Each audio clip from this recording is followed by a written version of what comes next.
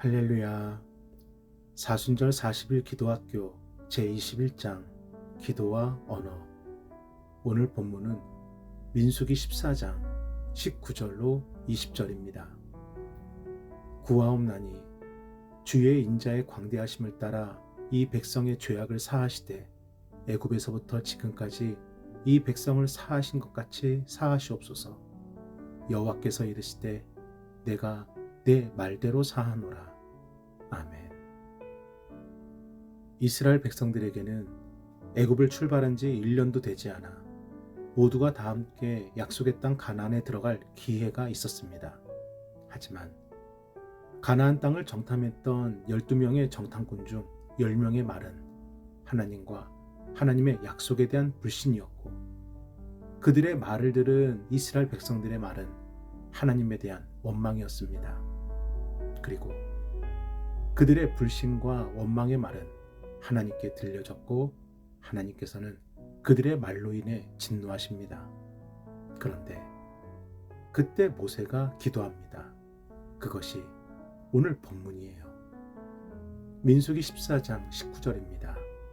구하옵나니 주의 인자의 광대하심을 따라 이 백성의 죄악을 사하시되 애굽에서부터 지금까지 이 백성을 사하신 것 같이 사하시옵소서. 아멘. 여기서 우리가 주목해야 하는 것은 모세의 기도를 하나님께서 들으셨다는 것입니다. 민수기 14장 20절입니다. 여호와께서 이르시되 내가 내 말대로 사하노라. 아멘. 사랑하는 여러분, 이 말씀을 오늘 마음에 새기시기를 바랍니다. 10명의 정탐꾼이 내뱉은 하나님과 하나님의 약속에 대한 불신의 말, 그리고 그 말을 듣고 이스라엘 백성들이 내뱉은 하나님에 대한 원망의 말, 이와 반대로 이스라엘 백성들의 죄를 용서해달라 드려진 모세의 기도의 말, 하나님께서는 불신과 원망의 말을 듣고 진노하셨고 기도의 말을 듣고 용서하셨습니다. 그러면서 모세에게 주신 말씀이 있습니다. 민수기 14장 28절입니다. 그들에게 이르기를 여호와의 말씀에 내 삶을 두고 맹세하노라. 너희 말이 내 귀에 들린 대로 내가 너희에게 행하리니. 아멘. 하나님은 모세의 기도를 들으시고 이스라엘 백성들을 진멸하시려는 심판은 멈추셨지만 모든 광야 1세대들은 가나안 땅에 들어갈 수가 없는 40년을 광야에서 머물게 하시는 징벌을 내리십니다. 이처럼 말은 공중에 흩어지고 사라지는 연기가 아니라 하나님의 보좌 앞에 올라가는 향기입니다. 그래서 하나님은 우리의 마음을 아시는 것뿐만 아니라 우리의 말을 다 듣고 계시고, 너희 말이 내 귀에 들린 대로 내가 너희에게 행하리니, 하나님은 말을 따라 역사하십니다. 이것이 우리가 기도해야 하는 이유입니다. 기도에는 우리의 마음이 묻어 있고 우리의 마음에는 믿음이 담겨 있습니다. 그래서 하나님은 우리의 기도 중 들리시는 말에 주목하시고 우리의 말에 따라 그 속에 담겨진 믿음대로 응답하시는 것입니다. 그러므로 첫째, 기도의 언어를 구별하십시오. 사무엘상 17장 44절로 45절입니다. 그 블레셋 사람이 또 다윗에게 이르되 내게로 오라. 내가 내 살을 공중의 새들과 들짐승들에게 주리라 하는지라. 다윗이 블레셋 사람에게 이르되 너는 칼과 창과 단창으로 내게 나아오거니와 나는 만군의 여호와의 이름 곧 내가 모욕하는 이스라엘 군대의 하나님의 이름으로 내게 나아가노라. 아멘.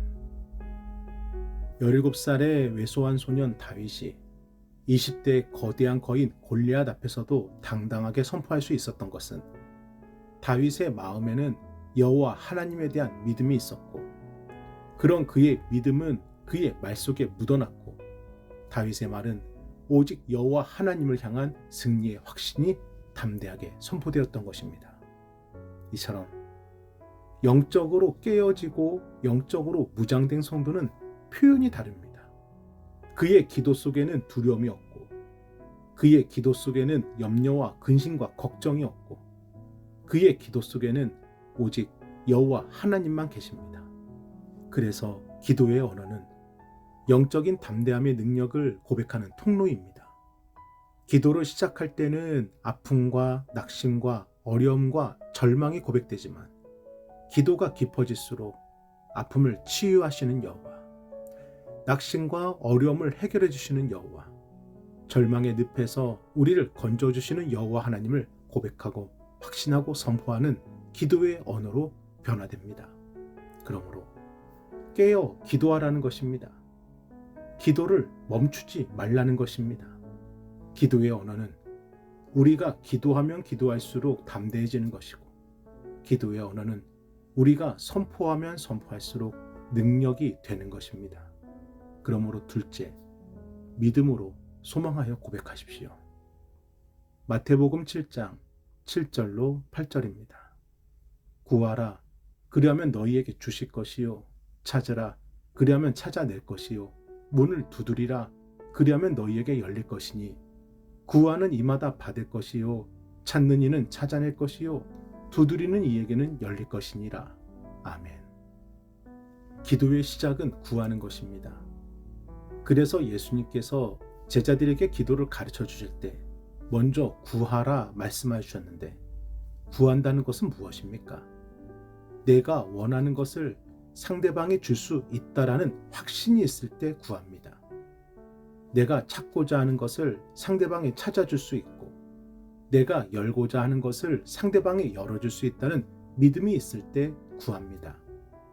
그래서 우리의 기도가 구하는 것에서 시작될 때, 우리의 기도의 언어 속에는 주님께서 반드시 주실 것이다 라는 확신과 주님께서 반드시 찾아주시고 열어주실 거다라는 믿음이 담기게 되는 것입니다.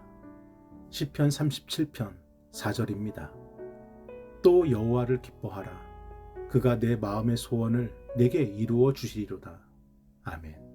그러므로 믿음대로 되는 것입니다. 이것이 기도의 언어의 힘이고 능력이고 축복입니다. 셋째, 축복의 언어로 기도하십시오. 2006년부터 15년까지 무려 9년 동안 방송되었던 우리 아이가 달라졌어요를 기억하십니까? 그때 상담사로 출연했던 오은영 박사께서 지금은 금쪽 상담소로 강송을 하고 계시는데, 우달류든 금쪽이든 오은영 박사가 한결같이 말하는 자녀 상담의 결론은 모든 문제의 시작은 부모라는 것입니다. 아이가 태어날 때부터 욕하고 분노하고 우울하고 도망치는 것이 아니라 부모를 보고 자라면서, 부모와 함께 자라면서 아이의 성품이 형성된다는 것입니다. 그래서 보통 자녀의 솔루션과 동시에 부모의 솔루션, 부부의 솔루션도 함께 진행됩니다. 사랑하는 여러분, 내가 살아야 우리 자녀가 삽니다. 우리가 살아야 우리 가정이 삽니다. 우리 함께 고백합니다. 나는 하나님의 자녀이고, 나는 하나님의 자랑이고, 나는 하나님의 능력이고, 나는 하나님의 축복이다. 나는 다시 시작할 수 있고, 나는 우리 자녀와 우리 가정을 지킬 수 있고, 나는 기도로 모든 것을 하나님께 맡길 수 있다. 먼저 내가 나를 축복해야 합니다. 내가 나를 기도로 살려야 합니다. 너희 말이 내 귀에 들린 대로 내가 너희에게 행하리니. 우리의 기도의 언어가 씨앗이고, 그 씨앗이 가정이란 밭에서 싹을 피우는 것이고, 자녀라는 열매가 결실을 맺게 되는 것입니다. 하나님께서는 우리를 창조하실 때부터 우리의 입에 축복을 담고 축복을 누릴 수 있는 힘을 함께 주셨습니다. 오늘도 기도로 축복하시기를 바랍니다. 하나님이 그 기도를 들으신 대로 응답해 주십니다. 아멘. 우리 함께 기도하겠습니다.